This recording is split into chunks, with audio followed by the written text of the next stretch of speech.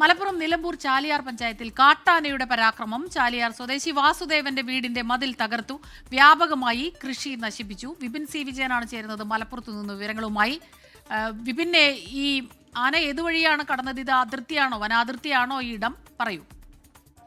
സ്മിത, ഈ ചാലിയാർ പഞ്ചായത്തിൽ വലിയ ഭീതിയിൽ തന്നെയാണ് ആളുകൾ കഴിയുന്നത്. കാരണം അത്രത്തോളം കാട്ടാനകളുടെ ഒരു ശല്യം ഉണ്ടാകുന്നു, അതിന്റെ ഒരു ഭീതി അത്രത്തോളം വലുതാവുന്നു എന്നുള്ളതാണ് എടുത്തു പറയേണ്ട ഒരു കാര്യമുള്ളത്.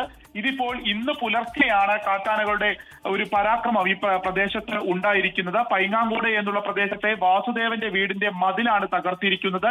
ഒപ്പം തന്നെ അവിടുത്തെ കൃഷി സ്ഥലങ്ങൾ പൂർണ്ണമായും നശിപ്പിച്ചിരിക്കുകയാണ്.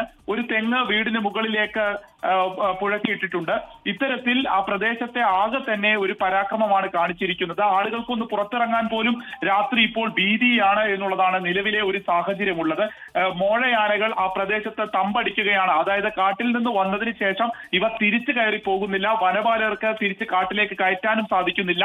ഇതാണ് നിലവിലെ സാഹചര്യം. അതുകൊണ്ട് തന്നെ രാവിലെ ഇപ്പോൾ റബ്ബർ ടാപ്പിങ്ങിനൊക്കെ പോകുന്ന ആളുകൾക്ക് പോലും പുറത്തിറങ്ങാൻ കഴിയാത്ത അത്ര ഭീതിയിലേക്ക് സാഹചര്യം ഗൗരവമുള്ളതാവുകയാണ്. ഇതാ കാട്ടാനശല്യം രൂക്ഷമായ മലപ്പുറം നിലമ്പൂർ ചാലിയാർ പ്രദേശത്താണ് ഇന്ന് കാട്ടാനയുടെ പരാക്രമം ഉണ്ടായത്. വാസുദേവന്റെ വീടിന്റെ മതിൽ തകർത്തു. ചാലിയാർ സ്വദേശിയാണ്. വിപിൻ സി വിജയനാണ് വിവരങ്ങളുമായി മലപ്പുറത്തു നിന്ന് നമുക്കൊപ്പം ചേർന്നത്. ലോകത്തെവിടെയായാലും ഏത് സമയത്തും 24 വാർത്തകളും ഓഗ്മെന്റഡ് റിയാലിറ്റി പാക്കേജുകളും എക്സ്പ്ലെയിനറുകളും വിശദമായി കാണാൻ ഞങ്ങളുടെ യൂട്യൂബ് ചാനൽ നിങ്ങൾക്ക് സബ്സ്ക്രൈബ് ചെയ്യാം.